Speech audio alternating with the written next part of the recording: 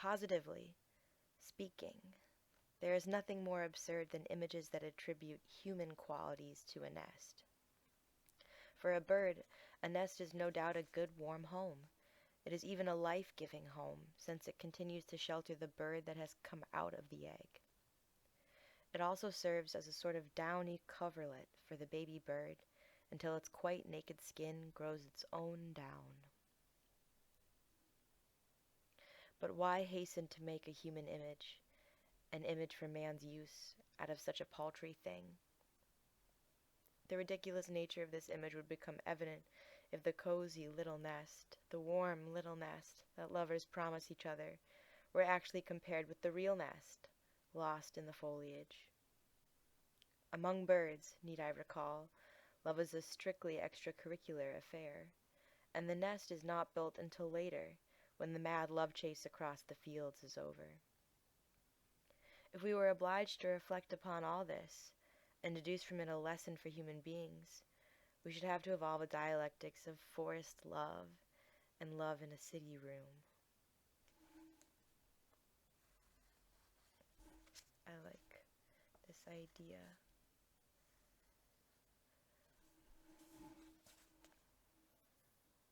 But this is not our subject either.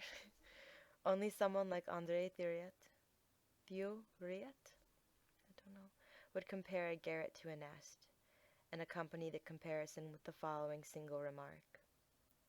Haven't dreams always liked to perch on high? In short, in literature, the nest image is generally childish. The nest that is lived was therefore a poor image to start with. Yet it has certain initial virtues which a phenomenologist who likes simple problems can discover. It offers a fresh opportunity to do away with misunderstandings as to the principal function of philosophical phenomenology.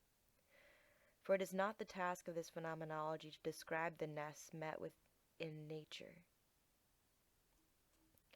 which is a quite positive task reserved for ornithologists. Yes. Okay. A beginning of a philosophical phenomenology of nests would consist in our being able to elucidate the interest with which we look through an album containing reproductions of nests, or even more positively, in our capacity to recapture the naive wonder we used to feel when we found a nest. This wonder is lasting, and today when we discover a nest, it takes us back to our childhood, or rather to a childhood, to the childhoods we should have had. For not many of us have been endowed by life with the full measure of its cosmic implications. Not many of us. How many times in my garden I have experienced the disappointment of discovering a nest too late. Autumn was there.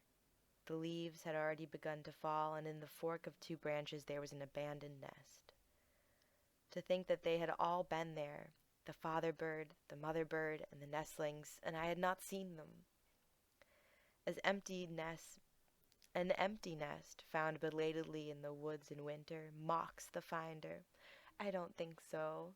It's just giving you a reminder that all things, quoting George Harrison, all things must pass. And not just him saying that.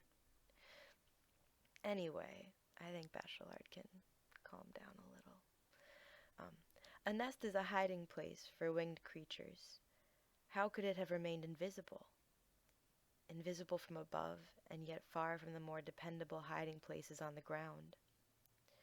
But since, in order to determine the shades of being in an image, we must add a superimpression to it, here is a legend that carries the imagination of an invisible nest to its utmost point. It is taken from Charbonneau-Lassais's very fine book, Le Bustier du Christ. People used to think that the hoopoe bird, Hoopoe,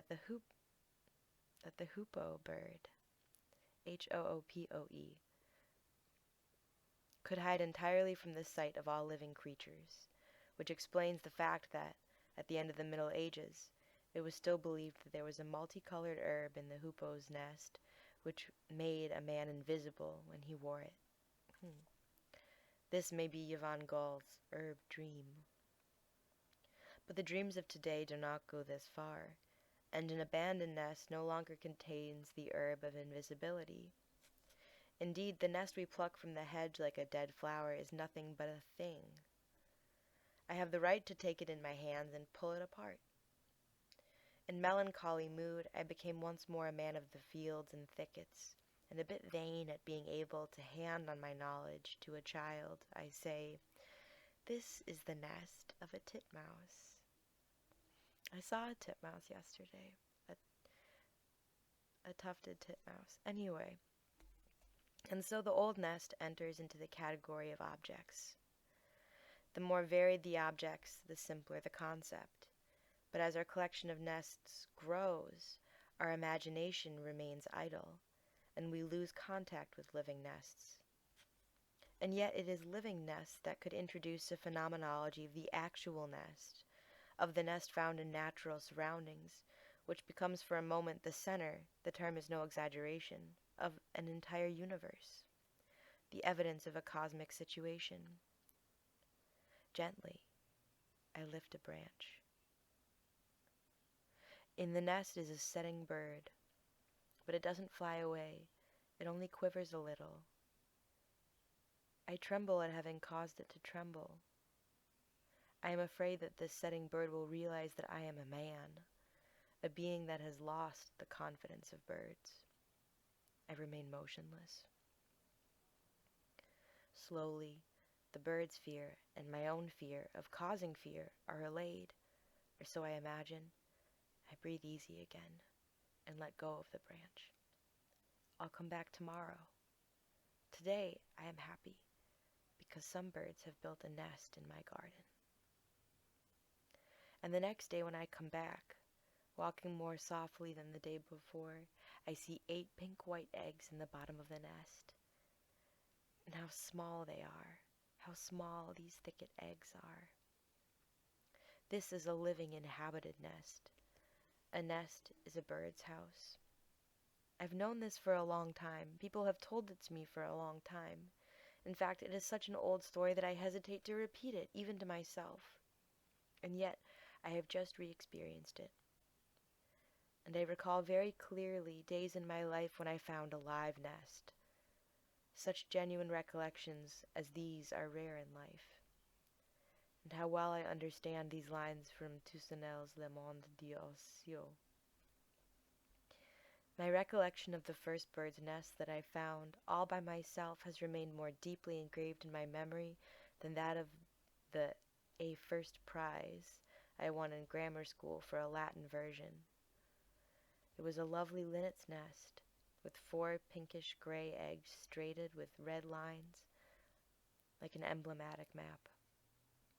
I was seized with an emotion for such indescribable delight that I stood there for over an hour, glued to one spot, looking.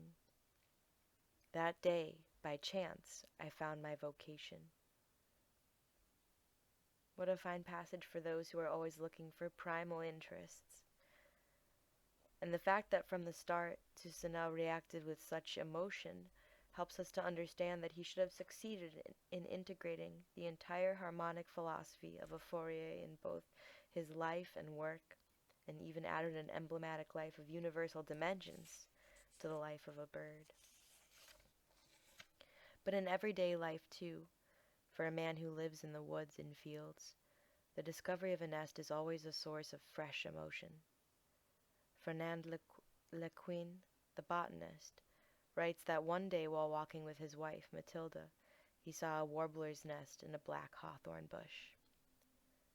Matilda knelt down and, holding out one finger, barely touched the soft moss, then withdrew her finger, only leaving it outstretched.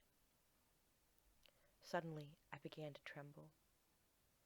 I had just discovered the feminine significance of a nest set in the fork of 2 branches.